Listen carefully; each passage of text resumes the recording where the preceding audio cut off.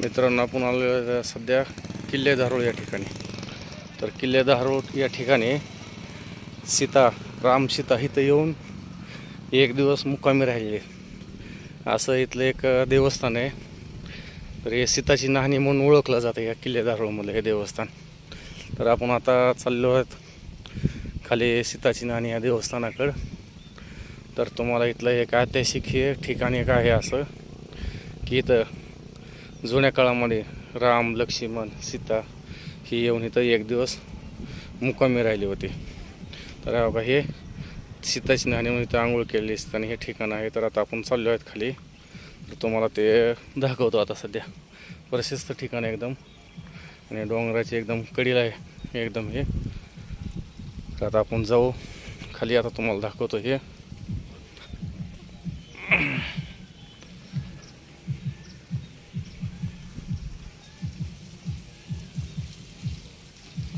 सीताची नाहणी म्हणून ओळखलं जाणारं हे ऐतिहासिक ठिकाण आहे.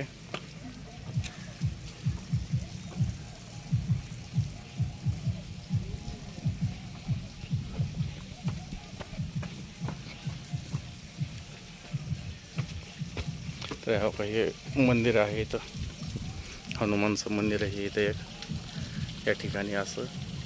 आणि नंतर मग पुन्हा मग आता हे सीताने जिथं आंघोळ केली ती तिथलचं हे नाहणीचं प्रसिद्ध ठिकाण म्हणून ओळखलं जाणार. आता ते तुम्हाला दाखवणारच आहे. आणि इथं चौक फेर एकदम डोंगर भाग आहे इथं सगळा.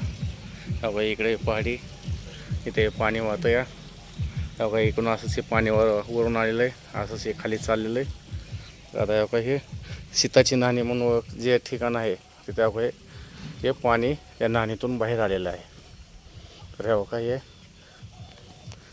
सीताची नाहणी हे पाण्याचं इथलं ठिकाण ठिकाणी बघा हे असंच हे पाणी चालू आहे. आणि एक प्रसिद्ध म्हणजे या धारोळमधलं हे एक देवस्थान म्हणून ओळखलं जाणारं. राम, लक्ष्मण इथे येऊन मुक्कामी राहिले होते.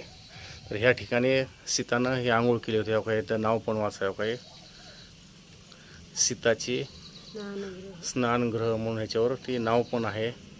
आणि बघा हे इथं मध्ये बघा हे म्हणजे एक ऐतिहासिक ठिकाण म्हणून असं आहे की पाणी कुठून येतं मधून याचं काही नाही ठिकाण नाही. आणि इथं उन्हाळा पावसाळा 12 महिने हे पाणी राहतं बघा इथं हे. तर बघा हे आता मध्ये दाखवतो आणखी तुम्हाला याच्यापेक्षा जास्त जर असेल तर बघा इथं असं बुहारचं एक ठिकाण आहे. आणि त्या ते बघा हे इथून हे पाणी व्हायला चालू आहे बघा हे. तर इथं उन्हाळा पावसाळा 12 महिने इथं डेली पाणी राहतं आणि असंच पाणी हे वाहत राहतं हे. बघा इथं हे आंघोळ करण्यासाठी त्यावेळेस जसं आपल्याला भांडं आपण आता सध्या वापरतो तसं पद्धतीने हे डायरेक्ट दगडाला इथं एक कोर करून त्याच्यामध्ये आंघोळीसाठी आपण हे पाणी वापरलेलं आहे बघा इथं सीतानं. आणि इथं मुक्काम केलेला तर आपण हे सीताची नाहणी म्हणून प्रसिद्ध आहे. तर आपण हे सीताची नाहणी म्हणून प्रसिद्ध असं ओळखलं जाणार आहे. ह्याच्यामधलं धारोळमधलं देवस्थान आहे. तर इकडे दाखवतो तुम्हाला. इकडे सगळा पहाडी इलाका आहे, पूर्ण इकडे डोंगर भाग आहे एकदम. आणि इथून खाली त्या धारोळचा घाटच चालू होतो, मला काय हरकत नाही इथून खाली. तर असं एक प्रशस्त ठिकाण आहे एकदम उगा रिलॅक्सिंगमध्ये. खाली सगळे उगा बेस्ट कोबा टाकल्यासारखं सिमेंटचं एकदम दगड एकदम सुपरमध्ये आहे तिथं. तर तुम्हाला तिकडं पुढचा एक नजारा दाखवतो आता इकडला. तिथं गेलो त्याला एक नजारा तुम्हाला दाखवतो.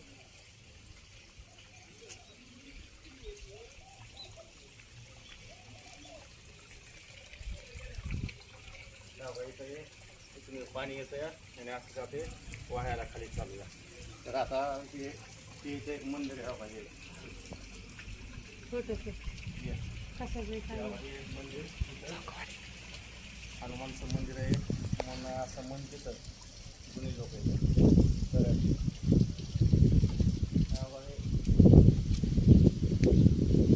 झाडी बिडी सगळं एकदम ग्राम्य वातावरण बसायला उठायला सगळं काय.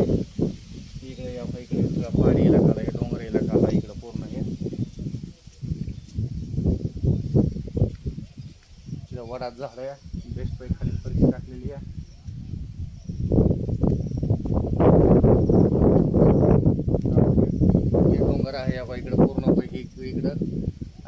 प्रशस्त ठिकाण एकदम.